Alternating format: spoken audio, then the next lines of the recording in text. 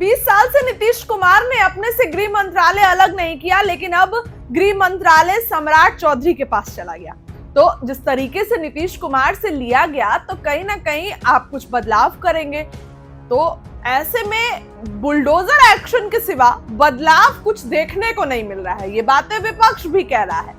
अब ऐसे में इसी बीच जदयू सांसद को धमकी मिली है, और ये धमकी कोई ऐसी वैसी धमकी नहीं है, बड़ी धमकी है। देखिए, आपको बताऊं कि अपराधियों में भय खत्म हो गया है। जी हाँ, अब ये पूरी खबर आपको विस्तार से बताती हूँ।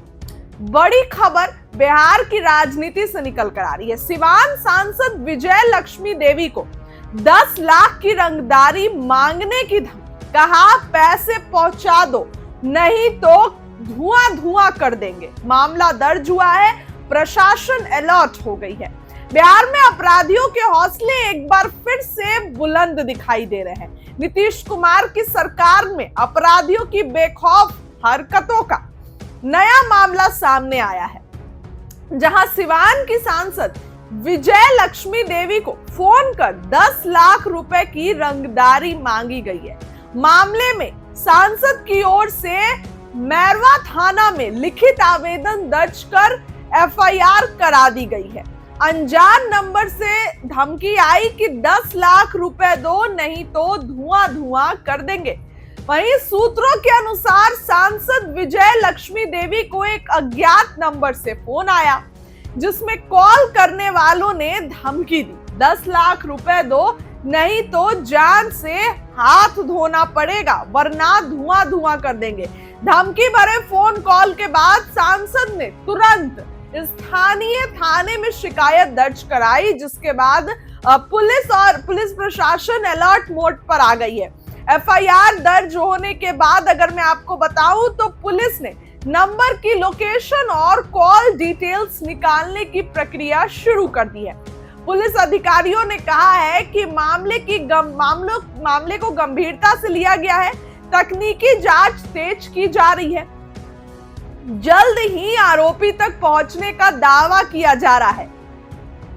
नीतीश सरकार में अपराधी बेखौफ नजर आ रहे हैं। राज्य में लगातार बढ़ रहे अपराध को लेकर सरकार की छवि पर एक बार फिर से सवाल उठने लगे हैं। अब अपराधियों की धमकी का दायरा आम जनता से बढ़कर लोकसभा सांसदों तक पहुंच चुका है। गृह विभाग सम्राट चौधरी के पास अलर्ट हो चुका है, लेकिन क्राइम पर लगाम नहीं है।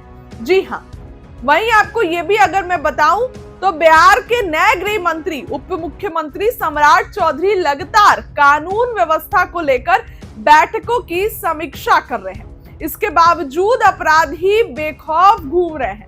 आम जनता के साथ साथ जनप्रतिनिधि भी निशाने पर आ रहे हैं। यह घटना राज्य में बढ़ते अपराध के स्तर को उजागर करती है। इसके साथ ही ये सवाल खड़ा करती है कि सख्त निर्देशों के बावजूद अपराधी तंत्र पर काबू क्यों नहीं पा रहे हैं। सम्राट चौधरी के पास गृह विभाग चला गया, अब तो बिल्कुल अलर्ट है। सम्राट चौधरी आए दिन मीटिंग कर रहे हैं, फिर इस तरीके के। हालांकि इसके बाद प्रशासन अलर्ट हो गई है, बिल्कुल मामले की जो है जांच की जा रही है, और जो है धमकी खुलेआम आई है क्या कुछ जो है कि 10 लाख रुपए दो वरना धुआं धुआं कर देंगे। इसके बाद तुरंत सांसद ने इसके खिलाफ जो है वो थाने में एफआईआर दर्ज कराई है। देखने वाली बात होगी कि क्या कुछ जो है वो निकल कर सामने आता है। फिलहाल उस खबर के लिए इतना ही। सम्राट चौधरी सदन में क्या कुछ कह रहे थे, अब जरा उनकी एक बार बातों को। सरकार की ओर से जवाब में और लगभग 14 माननीय सदस्यों ने, माननीय मुख्यमंत्री जी ने विशेष तौर पर अपनी बात रखी, माननीय उप मुख्यमंत्री विजय सिन्हा जी, माननीय मंत्री विजय चौधरी जी ने, और कई माननीय सदस्य, लगभग 14 माननीय सदस्यों ने अपनी बात को रखा है। और यह सरकार, नई सरकार जनता के आशीर्वाद से चुनकर आई है, और 2025 में जो जनमत एनडीए को बिहार की जनता ने दिया है, और जो हम लोगों ने कमिटमेंट किया था अपने मैनिफेस्टो के माध्यम से, सभी पांचों पार्टियों ने मिलकर जनता के बीच में कमिटमेंट किया था, उसके आधार पर हम लोगों ने सरकार की रूपरेखा और महामहिम राज्यपाल के माध्यम से सरकार ने अपनी बातों को रखा है। और पिछले 20 वर्षों में नीतीश कुमार जी ने जो पूरा सुशासन, बिहार में जो विकास की गति को आगे बढ़ाने का काम किया, उसकी भी पूरी रूपरेखा इस अभिभाषण के माध्यम से देने का काम किया। जहां हम मेडिकल के सेक्टर में 2005 में, अभी हमारे साथी मित्र सर्वजीत जी बोल रहे थे, बिहार में अंग्रेजों ने 2 मेडिकल कॉलेज बनाए थे और 4 कर्पूरी ठाकुर जी और संयुक्त सरकारों ने 1978 में बनाने का काम किया था, 78 और 67 में किया। उसके बाद कोई भी मेडिकल कॉलेज 1978-79 के बाद 2008 तक एक मेडिकल कॉलेज नहीं बना, चाहे वो कांग्रेस की सरकार रही हो या राष्ट्रीय जनता दल की सरकार रही हो, कभी बना नहीं। लेकिन आदरणीय मुख्यमंत्री नीतीश कुमार जी के नेतृत्व में जब एनडीए की सरकार बनी तो आज गर्व से कह सकते हैं कि लगभग 12 मेडिकल कॉलेज और 27 मेडिकल कॉलेज का प्रक्रिया आगे बढ़ाने का काम एनडीए की सरकार कर रही है।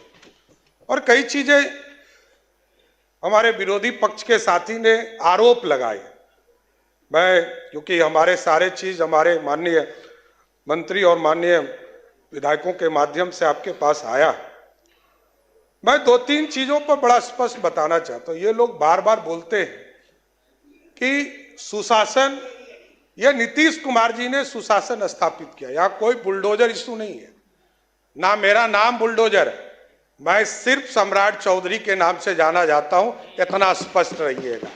और बिहार में न्यायालय ने तय किया है, न्यायालय ने यह पूरी व्यवस्था खड़ा किया, जिला प्रशासन को निर्देश दिया और सभी जगह जो अतिक्रमण है इसकी कार्रवाई चल रही। माफिया पे तो कार्रवाई होगा ही, चाहे वो जमीन माफिया हो, बालू माफिया हो, शराब माफिया हो, नीतीश कुमार जी के नेतृत्व में कोई बचेगा नहीं, इतना जरूर गारंटी देना चाहता हूं। और कोई भी गरीब हो, एकदम सरकार तो जमीन भी देती है।